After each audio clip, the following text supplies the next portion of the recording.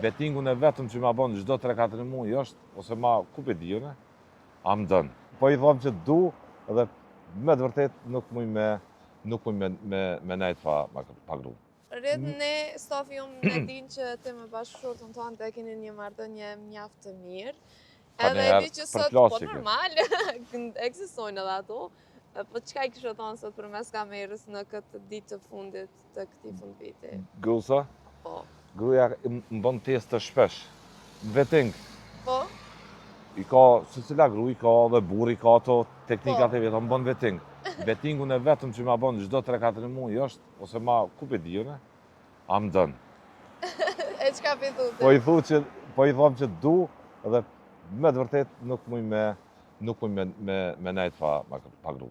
E kemi vrejt gjithë Stafi që... Ambientit plural të ka njëherë të përplasjeve kështu e ku pe di unë, mendimit për e kundër për nga ma ndryshme, për pirunin për shah.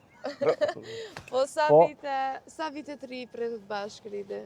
Prej 2023-ës jena me gru në bashkë, prej gushtit. Prej 2023-ës? Prej 2023-ës, kem 3 fëmijë, aten ka onin edhe non, edhe bashkë me ta dhe më thonë, e presmi vitin e ri, edhe në katon në lashtis me familjen, me motrat, me familjare, kështu me radhë.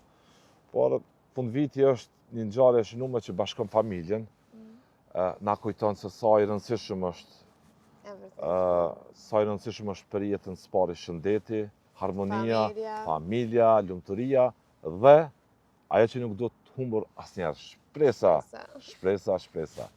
Dhe unë i dëshiroj këtë njerëzve që mos heqin dorë nga shpresa, jeta ka taksirate, ka stopa, ka sfida natyrisht, si që kem kaluar gjithë për neve këto sfida dhe vitin 2025 me sfidat ndryshme, por nëse nuk dorëzohesh, nëse ki kurajo, ki insistim, përkushtim, vullnet, mu përballë me çdo lloj gjaje, unë mendoj që një shteg drite e gjenë për me inkuraju veten me shpresë.